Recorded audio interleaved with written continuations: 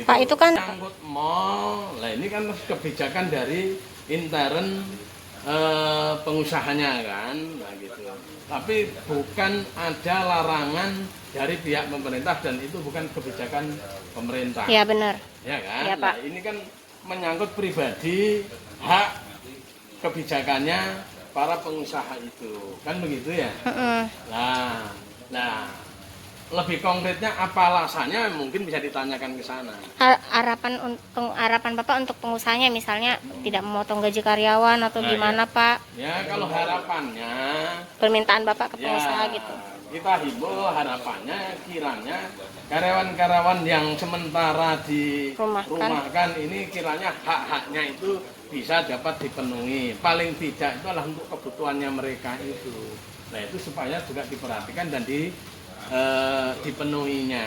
Ya, anggap aja ini untuk amal ibadah. Ya kan? Nah, CSR mereka. iya.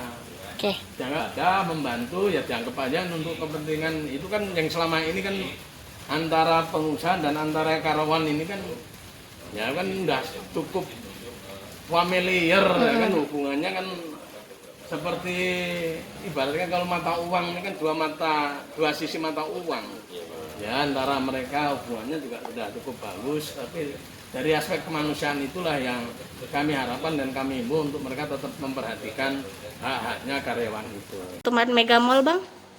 Ya jadi gini ya, kalau untuk penutupan daripada mall ini ya kita minta jangan sampai lah.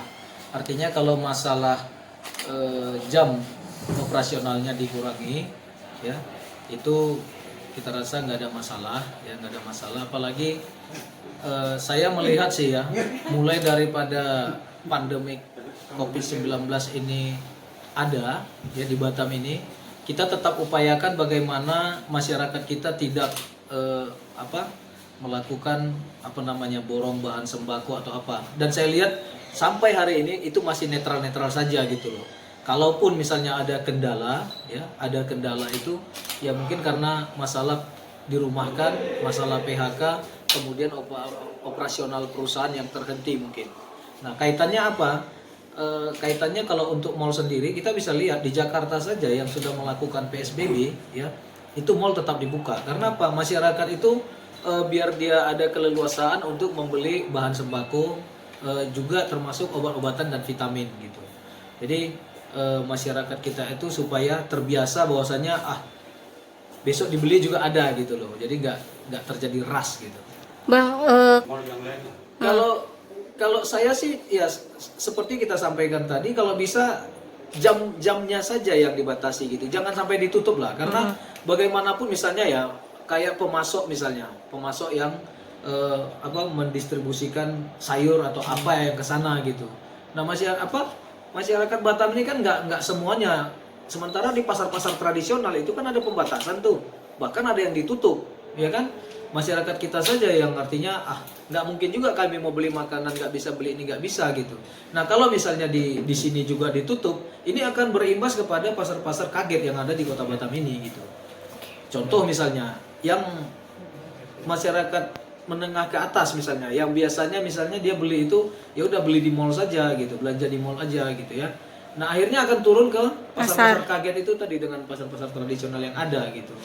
Itu kita bisa lihat kayak misalnya di depan kantor camat Bengkong ya, saya lihat itu menjadi sorotan terus. Kenapa tuh semakin bertambah gitu loh di sana?